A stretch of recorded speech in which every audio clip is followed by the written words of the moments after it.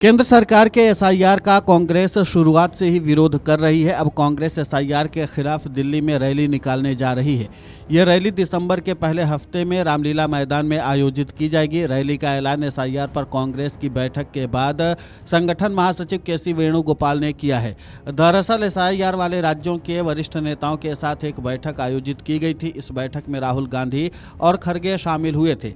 वहीं भाजपा सांसद निशिकांत दुबे ने कहा कि ये बांग्लादेशी मतदाताओं के साथ अपनी सरकार बनाने की कोशिश करते रहे हैं। इनको हिंदुस्तान के मतदाताओं पर भरोसा नहीं है। एसआईआर राजीव गांधी की देन है। राहुल गांधी अपने पिता के सपने को भी पूरा नहीं कर पा रहे हैं। उनको राजीव गांधी को पढ़ना चाहिए और एसआईआर को भी पढ़ना चाहिए।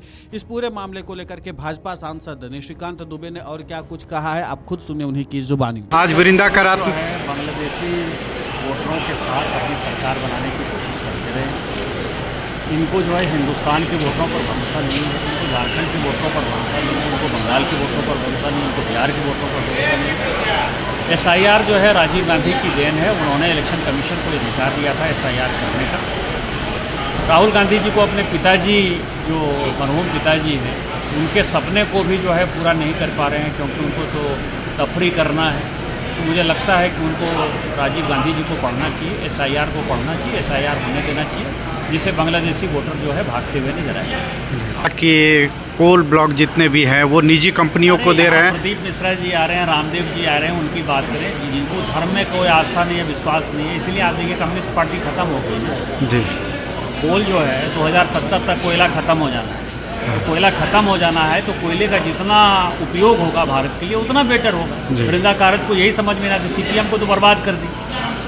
अब आप समझिए सीपीएम नाम की कोई पार्टी एग्जिस्ट नहीं करती है। पहली बार ऐसा है कि बिहार के असेंबली में सीपीएम का कोई जो है एमएलए नहीं है।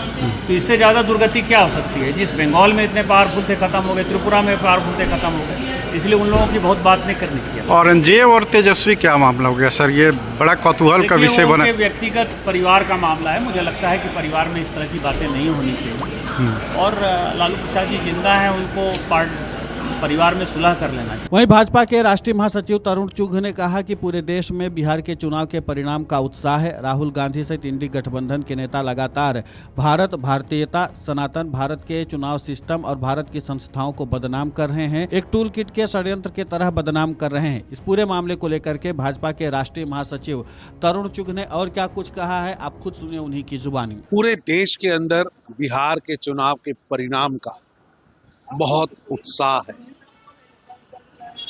बिहार की जनता ने प्रधानमंत्री नरेंद्र मोदी जी को और मुख्यमंत्री नीतीश कुमार जी को भरपूर आशीर्वाद दिया है, छप्पड़ फाड़कर आशीर्वाद दिया। और ये आशीर्वाद